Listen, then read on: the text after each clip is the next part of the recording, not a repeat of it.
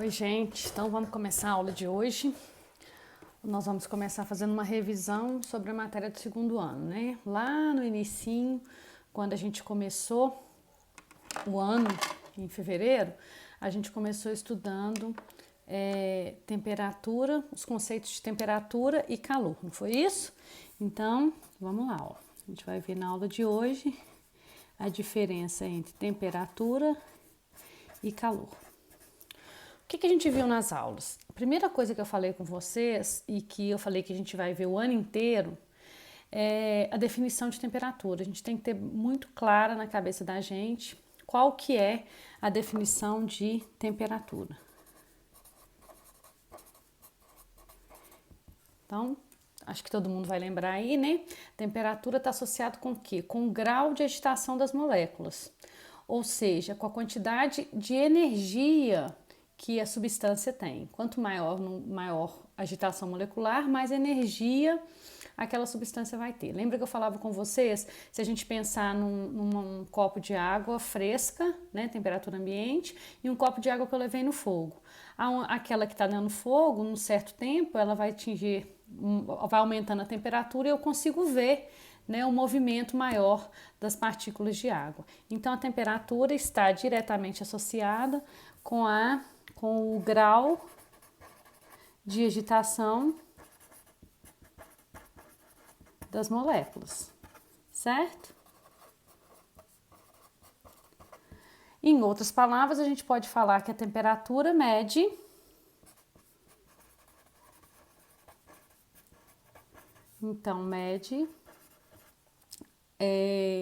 a quantidade de energia. A temperatura é a medida, né, da quantidade de energia do corpo. Então, é isso, a temperatura média, a quantidade de energia do corpo é a medida, né, da quantidade de energia do corpo. A gente vai ver depois lá na frente que essa energia principalmente está associada com a energia cinética, que é a energia de movimento. Tá? Isso lá na frente, quando a gente for estudar energia, vocês vão entender melhor. Mas por hora, a gente tem que ter em mente que a gente não pode falar que a temperatura mede a quantidade de calor que um corpo tem, né? Um corpo não tem calor, um corpo tem energia. Mas a gente usa o termo calor em física. Então, quando é que eu posso usar esse termo calor? Qual que seria a definição, então, de calor?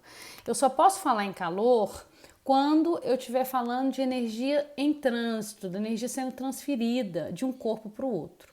Por exemplo, eu acordei de manhã, peguei uma xícara, coloquei café quente, coloquei leite gelado por cima. O que vai acontecer? A energia vai ser transferida de quem tem mais para quem tem menos. Como o café está numa temperatura maior, as moléculas estão mais agitadas, essas moléculas têm mais energia, então essa energia vai fluir do café para o leite até atingir o estado de equilíbrio térmico, que a temperatura fica a mesma dos dois, da mistura. Então, como a energia está fluindo, está passando do café para o leite, eu tenho uma energia em trânsito, então eu posso falar que que houve uma transferência de calor, porque houve uma transferência de energia. Então, só faz sentido eu falar em calor quando eu falo em energia em trânsito, certo? Então, a gente viu que aí faz sentido eu falar, né? Por exemplo, eu coloco aqui um copo cheio de gelo e depois eu vejo que esse gelo virou água. Por quê? Porque houve transferência de calor. Né? Energia passou do ambiente, que estava numa temperatura maior, para o gelo, que estava numa temperatura menor, e aí houve uma transferência de calor. Então, toda vez que houver transferência de energia de um corpo para o outro, é correto eu usar o termo calor. Toda vez que eu falo que é uma energia que o corpo tem, isso aí vai estar associado à temperatura dele. Eu não posso falar em física que um corpo tem calor, um corpo tem energia. Aí a gente viu também, lá no início do ano, né, que o que a gente usa? Que existe um instrumento, né, que é usado para medir temperatura, que esse instrumento todo mundo conhece, que são os termômetros. Então, existem para isso, como é que a gente medidas de temperatura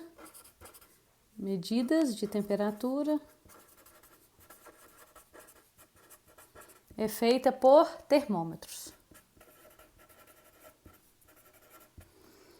E o mais comum que a gente viu são os termômetros de mercúrio, não é isso?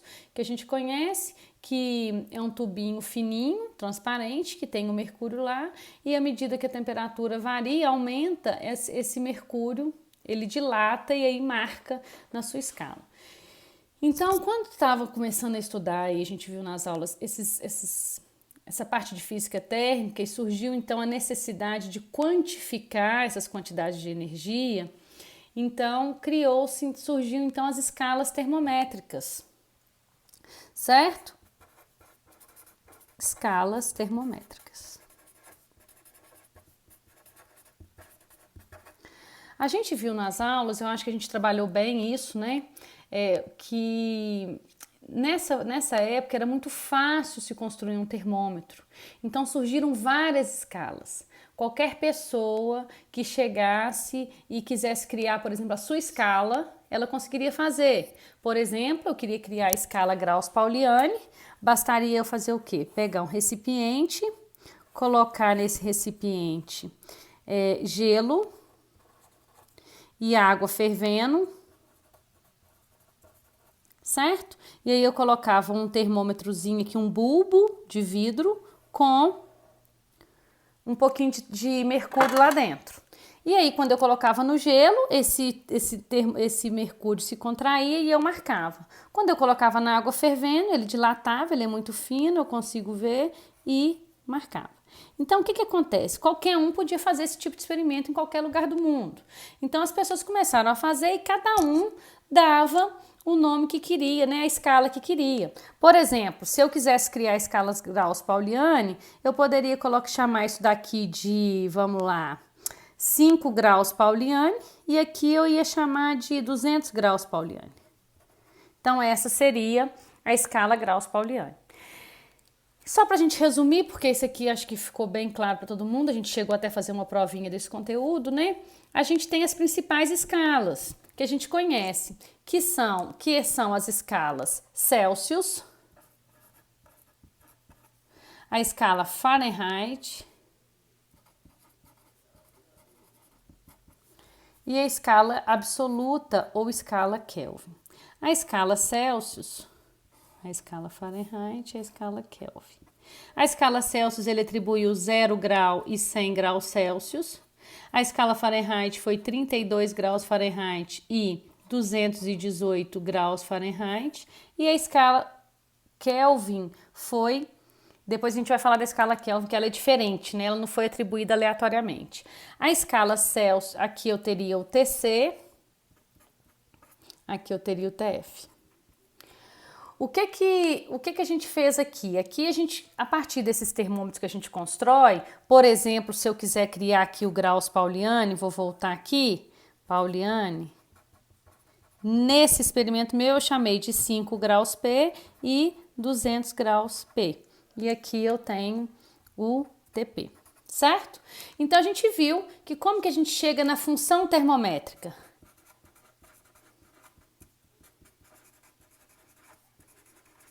O que é uma função termométrica? É uma relação entre duas escalas que eu preciso dos pontos de fusão e ebulição dessas escalas para me criar. Lembra como é que a gente faz? Aquela regrinha simples do meio menos o de baixo dividido pelo de cima menos o de baixo. Então, do meio, TC menos 0 dividido por de cima 100 menos 0 é igual aqui do meio menos o de baixo, TF menos 32 dividido por 218 menos 32. Então, aqui eu chego na escala termométrica que vai ficar TC sobre 100 é igual a TF menos 32 sobre 180. Eu vou dividir ambos por 20, eu posso fazer isso, que eu não mudo nada a minha expressão. Só para me simplificar, eu vou ter TC sobre 5 é igual a TF menos 32 sobre 180. Ou, desculpa, sobre 180 não, 180 dividido por 20 sobre 9. Então, essa relação aqui, ó, TF menos 32 sobre 9, essa é a função termométrica que relaciona graus Celsius com graus Fahrenheit. Então, isso daqui é uma função termométrica que relaciona graus Celsius com graus Fahrenheit. Então, a partir dessa função, eu consigo descobrir qualquer, por exemplo, 200 graus Celsius são quantos graus Fahrenheit? Qualquer relação entre Celsius e Fahrenheit, ok? Então, vamos lá. Continuando.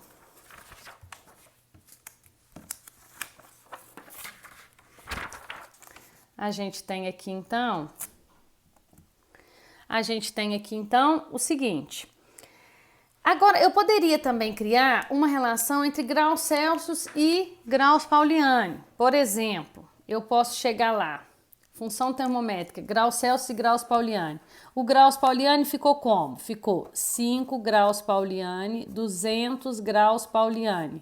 O Celsius é como? 0 graus Celsius e 100 graus Celsius. Aqui é o TC, aqui é o TP. Como que eu faço? Receitinha de bolo. Do meio menos o de baixo, TP menos 5 dividido pelo de cima menos o de baixo. 200 menos 5 é igual TC menos 0 dividido por 100 menos 0. Como é que vai ficar isso? TC menos 5 dividido por 195 é igual TC sobre 100. Certo? A gente pode dividir por 5 e por 5 ou então deixar assim mesmo. Essa questão de simplificar é opcional. Então, eu posso deixar aqui... desculpa, gente, aqui não é TC, é TP, né?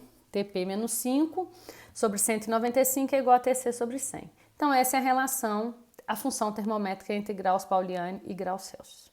Agora, como que a gente vai chegar na escala Kelvin? O que acontece na escala Kelvin? Escala Kelvin ou escala absoluta? Vamos lá. Escala Kelvin ou escala absoluta. Então, o que o Kelvin fez? Ele fez diferente. Ele não fez simplesmente aquele experimentozinho lá com gelo e com água fervendo. Ele sabia que a menor temperatura registrada no universo é a temperatura de menos 273,15 graus Celsius. Essa é a menor temperatura que um corpo pode atingir.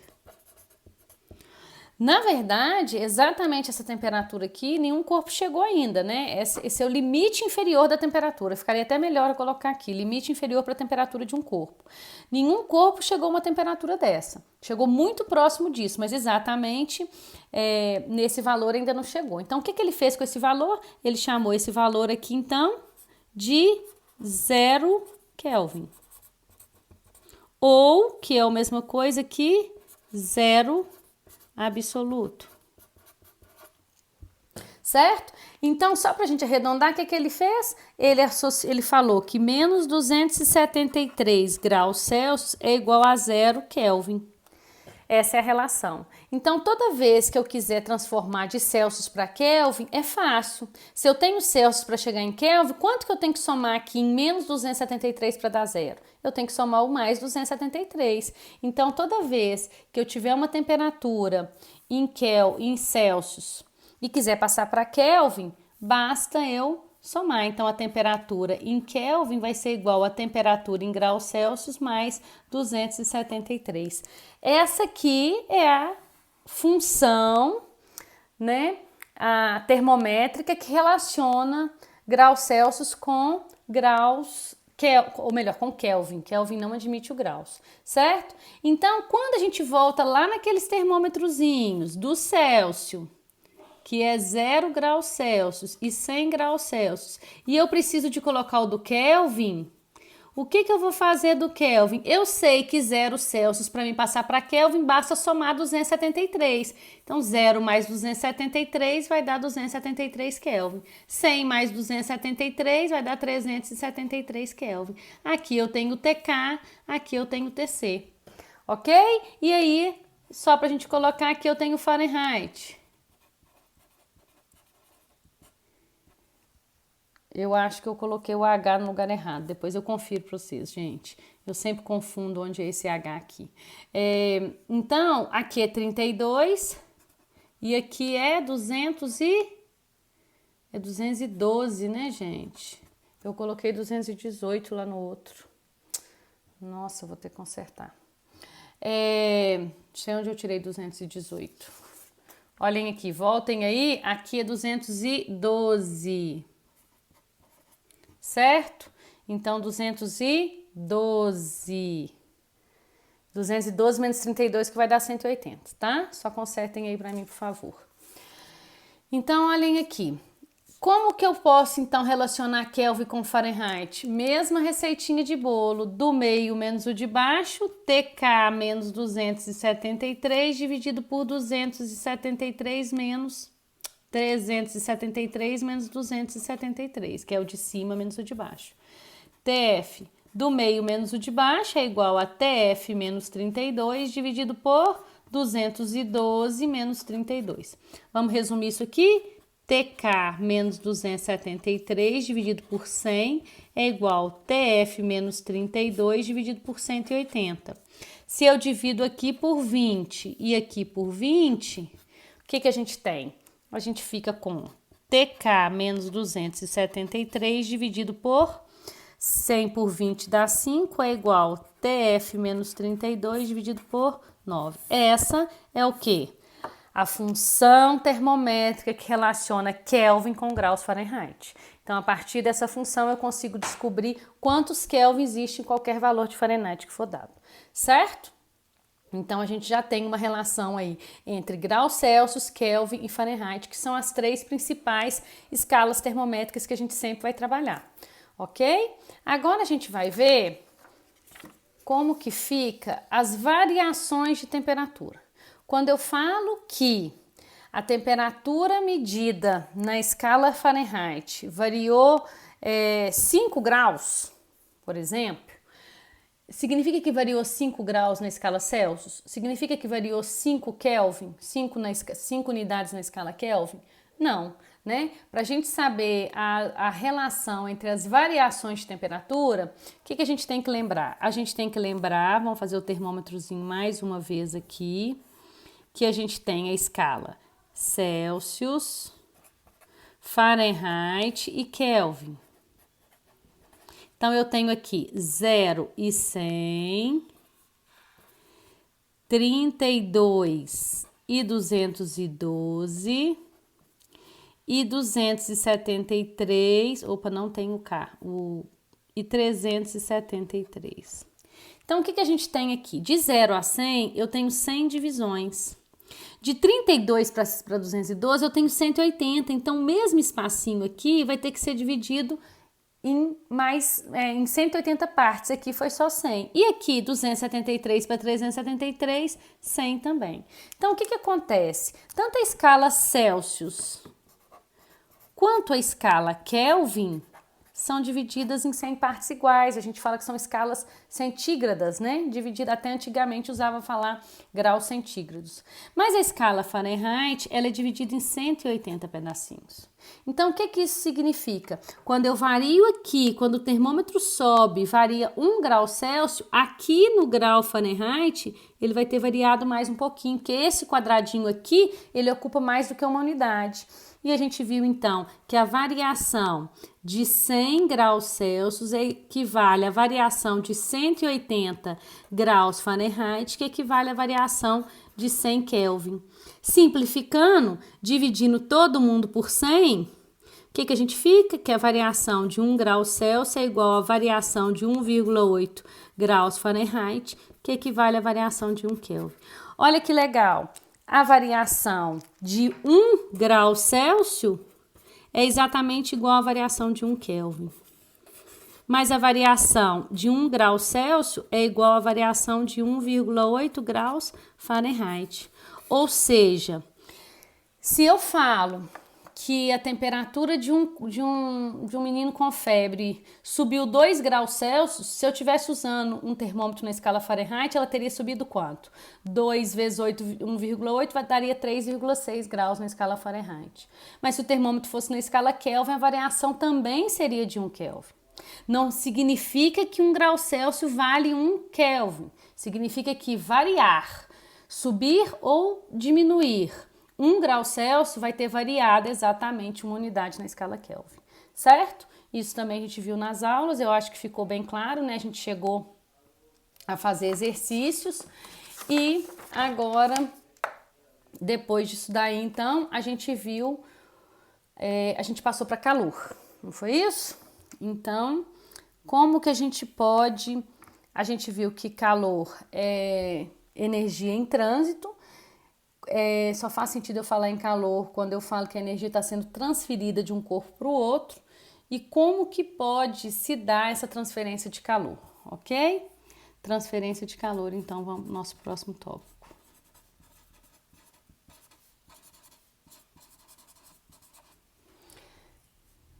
Então a gente viu que a transferência de calor, ela pode se dar de basicamente 3 formas, 3 principais maneiras.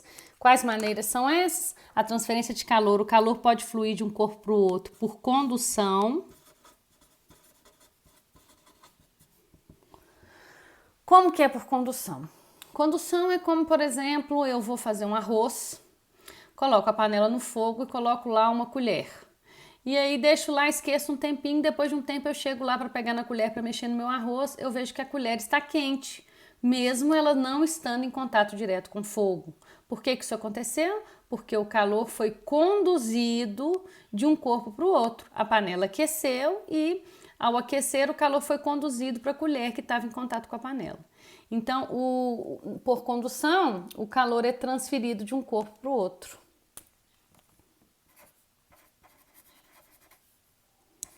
Flui de um corpo para o outro através de um meio material.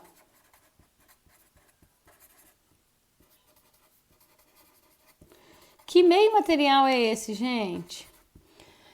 No caso aí foi o contato da panela com a colher, certo? Mas pode ser o meio material, pode ser o ar, o calor pode ser conduzido através do ar, então tem que ter um meio material para ocorrer a transferência de calor por condução. O calor tem que ser conduzido de um corpo para o outro através de um meio material, certo? Uma outra forma que a gente estudou também, que é muito interessante, tem várias aplicações no nosso dia a dia e sempre cai em paz em Enem aí, é por correntes de convecção. O que são as correntes de convecção? A gente sabe que a matéria quente ela é menos densa que a matéria fria, então ela tende a ocupar o lugar de cima. Então o ar quente, por exemplo, a água quente, ela sobe, certo? E o ar frio, mais denso, ele tende a descer. Então as correntes de convecção é o que acontece, por exemplo, nos refrigeradores. Você coloca lá na geladeira, por exemplo, um prato com arroz quente, esse vapor do arroz quente sobe, ele é resfriado na parte de cima da geladeira e desce. O ar frio, forma-se o ar frio desce. Então, esse subir e descer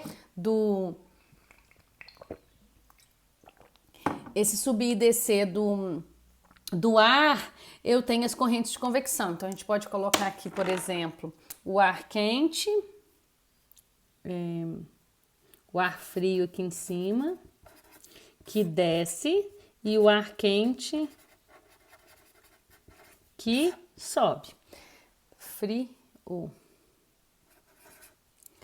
Então, eu tenho o ar frio que desce e o ar quente que sobe. E aí, a gente tem várias aplicações para isso daí, né? Quais são as aplicações principais? A gente tem o caso dos aquecedores solar. O que é o funcionamento do aquecedor solar? A água quente, a gente tem aquelas placas, elas são escuras para absorver maior quantidade de calor. Então ali dentro eu tenho uma serpentina, um caninho que passa a água aquece ali. A água aquece ali e sobe para um boiler. E aí desce mais água fria, a água aquece e sobe para o boiler. Boiler é o reservatório de ar quente. Ou melhor, de água quente. Então a gente fica com água quente no boiler e a água sempre circulando. A água quente subindo, a água fria desce para encher a serpentina e assim vai. A gente viu também que as correntes de convecção favorecem, né, o voo de aves.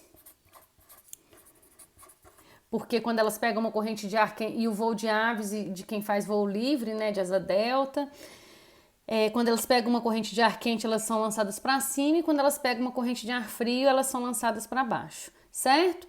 As serpentinas, que tem gente que tem em casa, né? Que é um cano que a gente faz passar dentro do fogão a lenha, a água aquece e vai para o reservatório que fica em cima. Então, toda vez que a gente tiver correntes de ar frio descendo e ar quente subindo, a gente vai falar em meios de transferência de calor por correntes de convecção. E por último, então, a gente tem as correntes de convecção, também necessitam de um meio material, né? Já que é uma corrente de ar, então elas também precisam de um meio material para se propagarem. E por último, a gente tem a transferência de calor por radiação. Como que é a transferência de calor por radiação? É quando o calor flui de um corpo para o outro sem a necessidade de um meio material. Quando o calor flui de um corpo para o outro sem a necessidade de um meio material.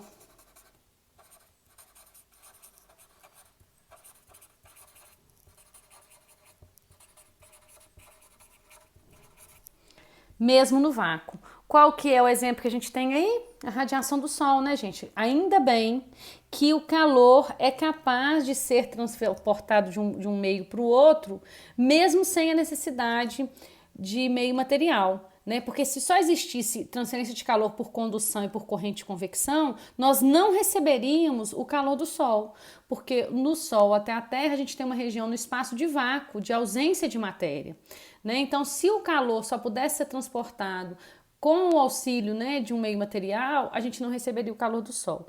Mas Deus é tão perfeito que tem aí a transferência de calor por radiação. A radiação não precisa de um meio material e, por isso, a gente recebe o calor do Sol e é possível aí a vida no nosso planeta, certo? Então, quando o calor flui de um corpo para o outro sem a necessidade de meio material. Vou colocar bem pequenininho aqui para não precisar de mudar. O calor do Sol é o nosso exemplo. Certinho?